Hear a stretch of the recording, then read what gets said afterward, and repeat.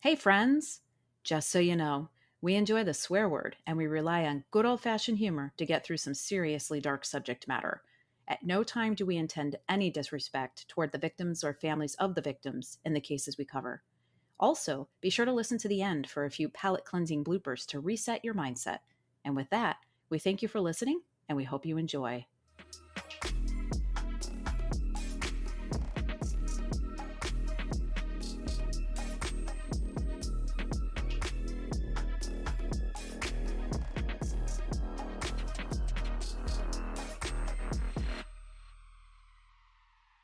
Hey, friends.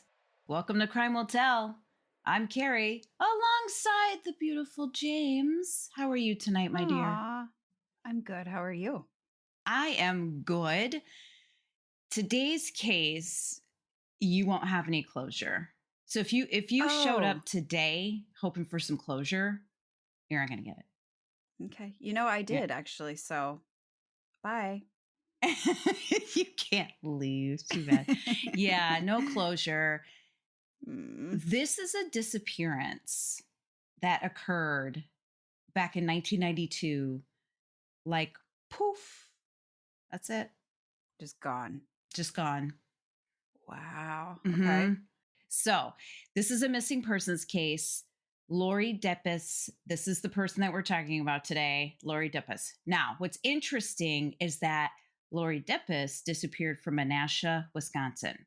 Oh, it's like 5 blocks from my house. Yep. But she lived here and she went missing from Menasha, Wisconsin. Well, actually, that's not true. She actually went missing from Appleton. She actually was Mm. in Appleton. For those of you listening, so Menasha is a little tiny city town that's next to a little city called Neenah, which is next to a little city called, Grand Chute, which is next to a bigger city called Appleton. And there's all these little cities all around. And I didn't name them all, but together collectively it's known as the Fox Valley or the greater Appleton area or what have you.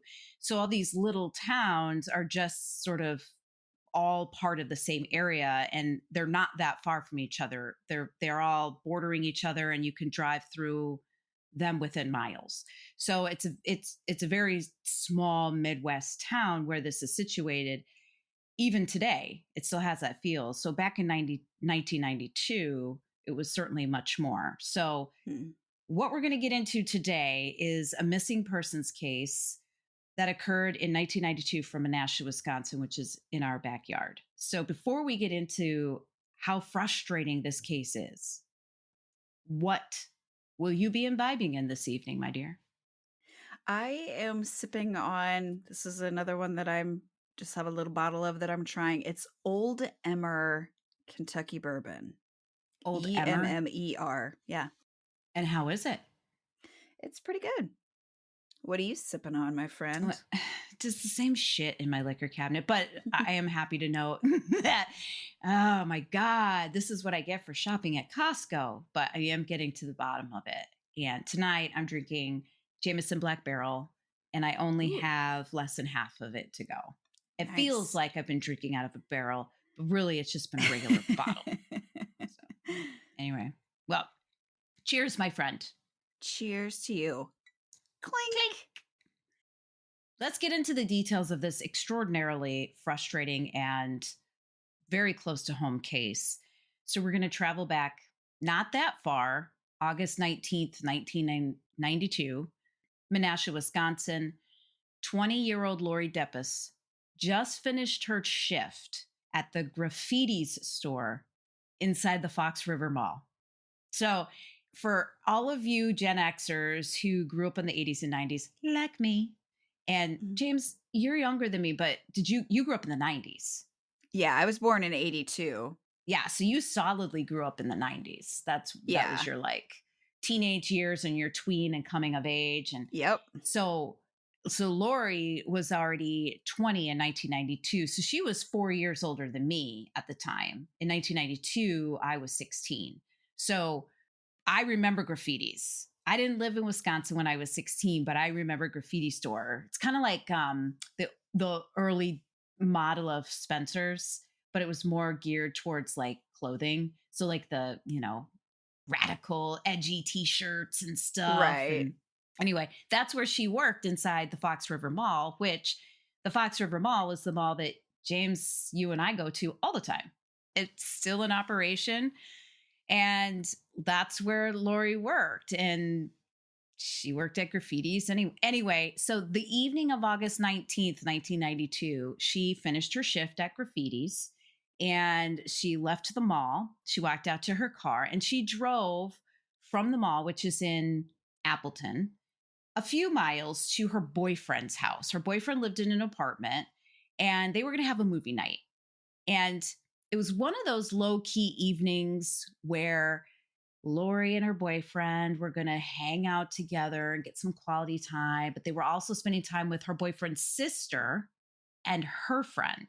So her boyfriend got along really well with his sister. She got along well with her as well. So it was a really good tight group of friends. They weren't into shit. She pulled into that parking lot and she parked, but she never made it inside. And that's where the mystery begins. That's it. No one heard from her or has ever seen her again. Ever. So Holy shit. Laurie left work around 10 p.m. By 10:15 p.m., her gray 1984 Volkswagen Rabbit and that car was heard pulling into the parking lot of her boyfriend's apartment complex. Her boyfriend and her boyfriend's sister heard her pull in. They knew the sound of her car. They heard her pull in and they waited for her to come up into the apartment. And they waited and they waited and she never came up. And they're like, well, we just heard the car. They look out the window. The car's there. Where's Laurie? Like, where is she? Well, eventually Whoa. they went outside. 15 minutes, 20 minutes later, there's no reason why she shouldn't be in the apartment. So they thought, well, maybe somebody came by that she knew and she's in a conversation. So they went downstairs. They found her car. Her car was there. It was locked. But on the hood of her car, not the hood, like the roof, on the roof of the car was a styrofoam cup full of soda just sitting there. As Okay. if, you know how like when you got out of your car and you put the cup on top and then of your roof and then you reach in to get Yeah. all your other belongings and then you shut the door and you grab it. Well, it was still there. Her door was shut. Mm. Doors were locked, but all of her personal belongings were still inside the car. Her purse was in the car, her overnight bag was in the car, but there was no sign of Laurie. Jason Weber, community liaison officer with the Fox Crossing Police Department, summed up the scene with chilling simplicity. Quote, "There's nothing going on. It's almost like she just vanished into thin air. No signs of a struggle, no screams, no witnesses, no surveillance footage. It was the 1992 of it all. Yeah. But like no other screeching car or Nope, any like nothing. gunning.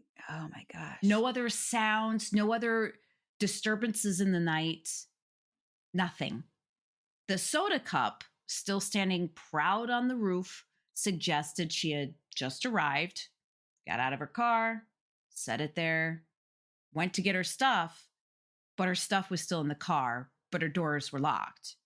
We'll get to theories later, but investigators found no fingerprints, no DNA, no anything. There's nothing. Wow. That's wild. It's like she vanished into thin air. Or this was August 19th. So she vanished into the very, very thick Wisconsin humidity. Right. Yeah. So Lori wasn't the type to ghost people.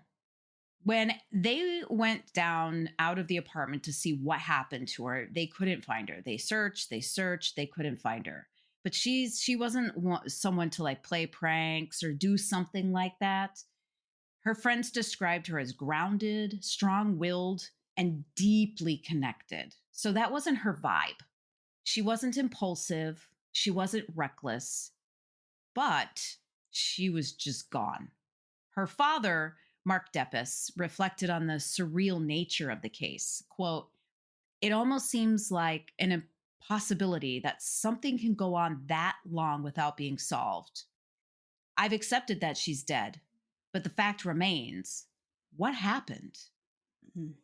So I was researching this case. When I first moved here to Wisconsin in 2007, I remember seeing billboards about Laurie Depies, like Oh, really? missing. Have you seen her? Like big billboards right up on the major highway, Highway 41, that kind Hmm. of cuts through. And so when you and I started up the True Crime podcast a couple of years ago, I was like, well, certainly we want to cover lesser known area local stories. This one's been on the radar. And what's strange is that one of the suspected people in Laurie's disappearance was David Spambauer. And David Oh, really? Spambauer, yeah, David Spambauer murdered Cora Jones, who we covered in an earlier episode. But the local police and authorities and investigators did look into that. So we won't go into that very much. There are a couple of other theories that we'll go into, but they did look at David Spambauer, and it ended up being where they couldn't connect him to it, and it didn't seem plausible that he was in the area. But as I was researching this case, and I was reading quotes from Laurie's mom and dad, having children of my own, actually, honestly, I don't think you even have to be a parent. You could just think about any loved one in your life. Just going to work one day and never being seen again, or coming home from work or never to be left to go to Quick Trip to pick up a gallon of milk to never be seen again. And the weirdness of that, just the surrealness of it, like Yeah. Mark said, Laurie's father. And it got me thinking, like, I have never in my life woken up and said, wow, I really hope a loved one doesn't go missing today because it could happen to me. Like, I don't think that. I've never Yeah. once thought, oh, this could happen to me. I don't think this can happen to me, but really in reality, it can happen to anyone. And I bet 33 years later, it doesn't feel any less surreal than it did the day she went missing. Right. It's almost like locked in time. That's it, you're frozen. Yeah. And you've just So been, weird. they've all been living with those same questions with no answers for decades. None. That's Yeah. insane. I can't imagine.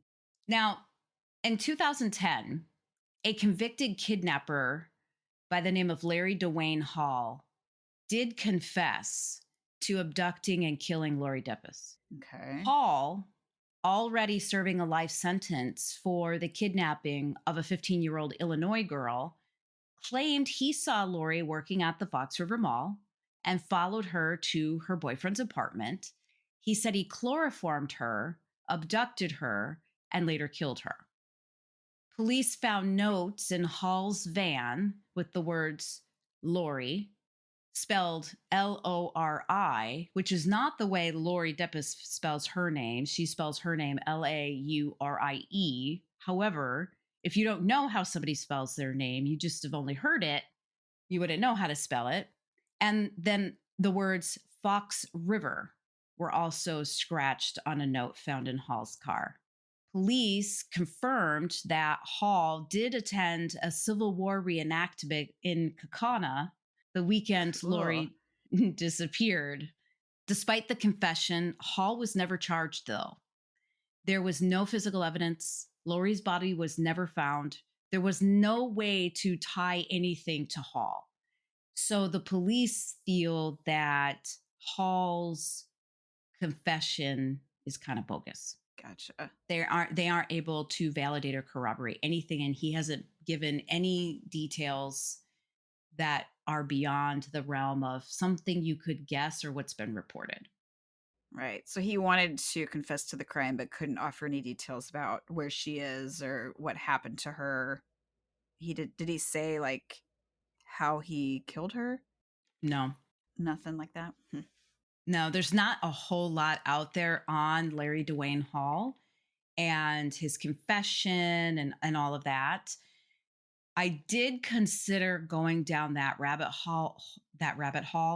uh, that's funny. I did consider going down that hallway and looking into him and his crimes. And as I started doing that, it kind of just veered it way off and took it away from Lori. And I decided not to go that route. So I didn't do any research into Hall beyond the fact that the police really he looked good for it, but they just weren't able to tie anything to him to get probable cause or anything. Right. Yeah. Yeah. So it sounds like he probably just got details that were the vague stuff that was released in the papers and ran with it. Maybe to fuck with police, maybe just to cause some havoc. But the story he provides is plausible. Yeah. He snuck up on her, he chloroformed her, abducted her, and then later killed her. No one heard anything, saw anything. There was no scream, there was no disturbance, there was nothing. That would make sense. He incapacitated her and abducted her. Right. That's why it's like, oh, frustrating because it's like, did the police really look into him? Because as you were describing it, I was like, wow, this guy sounds like he fucking did it. Yeah. Lori's mother, Mary Wagner, shared the emotional toll of all of this. Quote, "You're wondering how your daughter can be carefree and happy one minute and then chloroformed and duped as someone is hurting her. It was very unsettling." So the emotional toll of, was it Hall? Was it not Hall? Her boyfriend, her being Laurie Depies, her boyfriend, Mark Trubinock, recalled, quote, "We heard her car pull up, and after a couple of minutes, we were like, where is she? It went from 1 minute thinking maybe she's goofing around to, okay, something's not right." I find it hard to understand what it must have felt like to be in their shoes, where you hear the car, you see the car, and where is she? And to this day, you've never seen her. I just can't get past it. I can't get past it. So, Right. Man. investigators believe Lori was likely abducted by someone she knew or someone who could quickly gain her trust. The psychological profile points to four specific things. The suspect was an organized offender. Likely, this person planned the abduction, whether or not she was the target all along or she was a target of convenience or opportunity. Who knows? But likely, the offender planned the abduction, made sure that he or she left no physical evidence, and struck within a narrow window of opportunity. Two, this person is also a social manipulator. He or she may have used charm or familiarity to lure Lori away without struggle. Three, this person likely may have voyeuristic tendencies, possibly followed her from the mall, maybe not, maybe saw her as soon as she came into the parking lot. But either way, chances are there was stalking behavior involved in this, either stalking her once she arrived into the parking lot or stalking her from the mall to the parking lot. And then finally, control seeking personality, which this fits Larry Dwayne Hall's profile. He exhibited sexual sadism, possession motives, and a history of targeting women near reenactment sites. Is he a famous serial killer? Did he end up killing like multiple people? I feel like I've seen him in movies and Seriously? And different like, stuff. I just, hang on. Did I miss that? Because he's a serial kidnapper. But I wonder if I missed. I mean, there was definitely a guy that killed multiple people. And what was the name of the show that was based around him? Something about a bird. But he was like a Civil War reenactor and No. like Okay. Larry Dwayne Hall. He is a kidnapper. He's a rapist. He's a murderer. He's a suspected serial killer. So okay. it's not proven that he's a serial killer, but he's suspected of being a serial killer. He is known for his involvement in the abduction and murder of multiple young women and girls with authorities believing he may have killed between 40 to 50 women. He was arrested for the kidnapping of a 15-year-old girl in 1993, which led to his conviction, but he later recanted his confession of additional murders. Despite his recantations, he remains a suspect in the disappearance of numerous other women and girls across the United States. So Damn. basically, Mr. Hall is suspected because of confessions, but nothing has been proven. The only thing that he's been had for is the kidnapping of a 15-year-old girl in 1993, Wow. Hmm. which leads me to believe that it wouldn't be out of the realm of possibility to think that he falsely confessed to Laurie Depies' disappearance, and he falsely confessed to all these other disappearances just to get his name Right. out there to be famous. Or maybe he did, and he's that good. I don't know. Hmm. Paul's own brother described him as antisocial, with violent tendencies and a disturbing lack of empathy. He had a history of grave robbing, night terrors, and attempted fratricide, is the killing of one's own brother or sister. Oh, okay. Yeah. I don't know why I use the word fratricide, but as I was looking for different, this is why I'm laughing, because I could have just said, and he attempted to murder his own fucking brother. But you know the word a day things? Well, I Yeah. recently was introduced to the word fratricide, and I was like, are you fucking kidding me? I mean, come on. It's called you tried to kill your fucking sibling. Yeah. That's what it is. Yeah. So, But you wanted to jazz it up a little bit, and you but did. the word fratricide cracks me up. It's Yeah. obnoxious. It's obnoxiously ostentatious. It's stupid. Anyway, It also if sounds like some sort of chemical you don't want to fuck with. Oh, is that fratricide? Don't touch it. Fucking hands will burn. We got to get out. Fresh air. that shit'll kill you. If Hall is indeed responsible, he does fit the profile quite well. But again, it has not been able to be proven. Laurie's parents never stopped searching. Mark remembered her vividly. Quote, she was spontaneous. That was Laurie. Mary Wegner, Laurie's mom, still holds onto a sliver of hope. Quote, there's days when I think the phone will ring and it will be Laurie or she will show up at the door. That's what I mean. I feel like 33 years probably feels like it still just happened yesterday. It's literally Probably. just Yeah. that day is just frozen in time. And it's like Yeah. every day since then is just like you're just being held in stasis until you can figure out what happened to your daughter. Oh my God. I It's can't crazy. imagine. Laurie's case remains open in the VICAP database as of today, a digital purgatory basically for the missing and the murdered. VICAP is like an aggregate database of missing and endangered. Laurie Jean Depies would be in her 50s today. She'd be, I think, 54. And her family deserves answers. Her community deserves closure. And Laurie deserves to be found. Her body is somewhere. Her bones are somewhere. She's somewhere.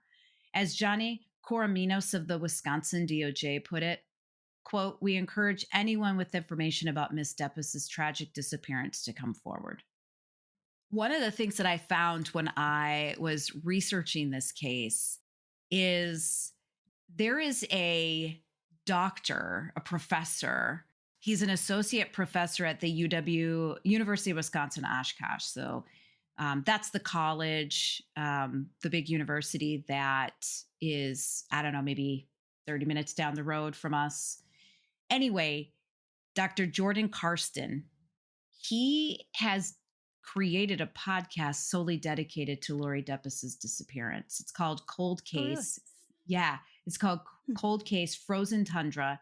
He started it in June of 2022, and he goes into great depth. I highly encourage anyone that wants to know more about this case or think that they might know something about this case to give it a listen. But essentially, he's really interested in trying to solve the case because he believes it's solvable too. And one of the things that he wants to get out and tries to get out, as others do, is Laurie's disappearance at the time she disappeared. And that was her physical disappearance, is what I'm talking about. And she was a pretty slight woman. She was 5'5", so it's not that tall, but not overly short, about 115 pounds. So she was pretty slender. She had brown hair and green eyes. And she had a tattoo on her right ankle that looked like a squid, almost like a tribal squid. And she wore contacts that may have turned her eyes brownish. Like she may have worn color contact lenses. That was back in the day when they became really Yeah. popular. But he's hoping that with his podcast and continuing to keep her name out there, that at some point, some way, somehow, he'll be able to contribute to solving this case. Now, what's really cool is that, pardon my clicking, but this professor at UWO, he and his podcast, they helped solve another cold case. Really? Yeah.